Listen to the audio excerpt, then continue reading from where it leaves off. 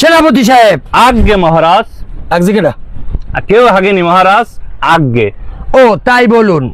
জি মহারাজ। আপনি কি এই রাজ্যে থাকেন না? আজ্ঞে। কতদিন ধরে আমার কুমারকে খুঁজে পাওয়া যাচ্ছে না। কোথায় আছে আমার কুমার? কোথায় আছে রাজকুমার? আপনি এখনই তাকে খুঁজে বের করুন। আজ্ঞে মহারাজ। প্রহরী, হুকুম করুন। কোথায় আছে রাজ্যের একমাত্র রাজকুমার? রনে বনে জঙ্গলে যেথায় পারো যাও, খুঁজে নিয়ে আসো রাজকুমারকে, যাও। আজ্ঞে হুজুর। যাও।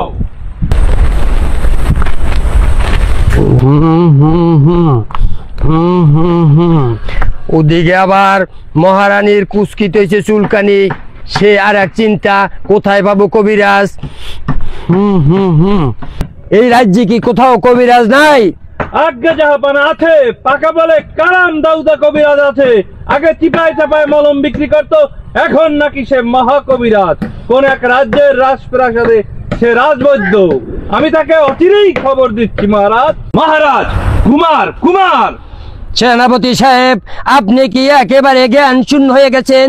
এই বিপদ সংকটময় রাজ্যে একটা চিংড়ি মাছও নাই, কি দিয়ে কুমার খাবো? আপনি চুপ করুন। আজ্ঞে মহারাজ, আমাদের রাজকুমারের কথা বলছি মহারাজ।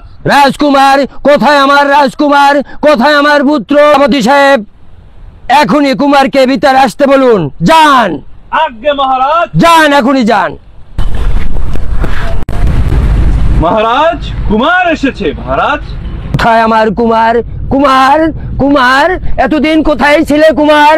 কোথায় হারিয়ে গেছিলে কুমার? চলো কুমার, চলো কুমার। কে এই শয়তানি? আমি ওকে ভালোবাসি, আমি ওকে বিবাহ করিব। খামোশ! কি ওর পরিচয়? পরিচয় দেওয়ার মতো কিছুই নাই। এ হচ্ছে আমাদের রাজ্যের নামকরা ভিখারি শেফালির মেয়ে মালতী। খামোশ! লাথি মেরে বের করে দাও খয়রাতির বাচ্চারে। সেনাপতি সাহেব। মহারাজ। সেনাপতি সাহেব, আপনি কুমারকে বুঝান, ওই ভিখারির বাচ্চাকে যদি এখনই রাজ্য ছাড়া না করে, তাহলে আমি কুমারের গর্দান নিতে বাধ্য হব। তাই না, আমি এই রাজ্য চাই না সিংহাসন, আমি চাই ওই শেফালির মেয়ে মালতীকে। সেনাপতি সাহেব। আজ্ঞে মহারাজ। বন্দি করো ওই কুমারকে। না মহারাজ, মালতী চলো, আমাদের রাজ্য পালাইতে হবে। সেনাপতি সাহেব, আপনি কেন পারবেন না বলুন? কেন পারবেন না? দোস্ত, আমি মাফ করবেন জাহাপানা, আমার বিগত 6 মাসের বেতন আমি এখনো পাইনি। সেনাপতি সাহেব, আপনি কি ভুলে গেছেন গত 1 মাস আগে কোষাগার থেকে যে আপনাকে 3 কেজি আউটসৌলের খুদ তুলে দেওয়া হয়েছিল, সেই খুদগুলো আপনি কি করেছেন?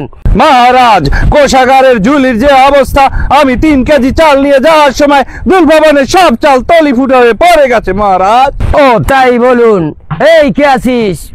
এখনই হুকুম দিচ্ছি, কোষাগার থেকে সেনাপতি সাহেবকে 2 কেজি পাল্টা খুদ এনে দে। মহারাজ, আমি এক্ষুনি যাচ্ছি। তাই হোক, তাই হোক। সেনাপতি সাহেব, আমার মাথাটা খুব জিমজিম করছে। আপনার কাছে কি একটা বানানি বিড়ি আছে?